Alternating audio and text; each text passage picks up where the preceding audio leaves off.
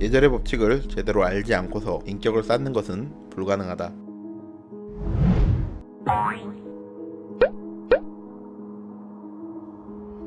동방예의지국, 누구나 한 번쯤 들어본 말이다. 이 단어는 우리나라가 예의를 중시한다는 것을 뜻하기도 한다. 그래서인지 다른 나라와 달리 지하철이나 버스 같은 공공교통수단에는 어김없이 노약자 지정석이나 임산부 지정석이 마련되어 있다. 사회적 약자들을 배려하는 제도지만 과연 이러한 제도가 윤리적이라고 볼 수 있을까?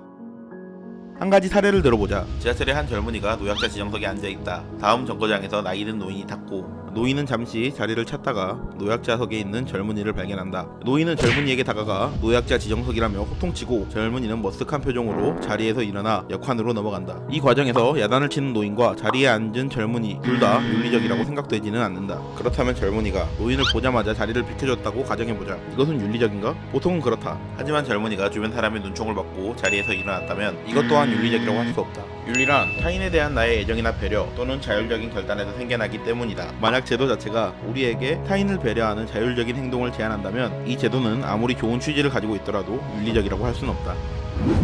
우리는 윤리와 예의를 이야기할 때 예를 중요시 여기던 한 사람을 떠올린다. 공자.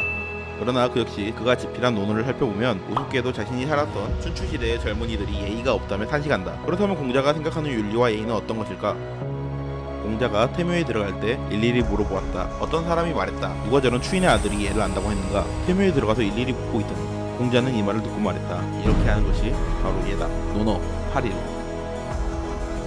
태묘란 예를 만들었다고 내려오는 주공의 묘를 가리킨다. 당시 공자는 태묘를 참배하는 절차를 태묘의 관리인에게 일일이 물어보았다. 공자는 태묘의 참배 예절을 몰랐던 것일까? 하지만 누군가의 비웃음에 공자는 이것이 예라고 대답한다. 공자의 이러한 알 수 없는 행동은 설하는 윤리 강령에서 찾아볼 수 있다.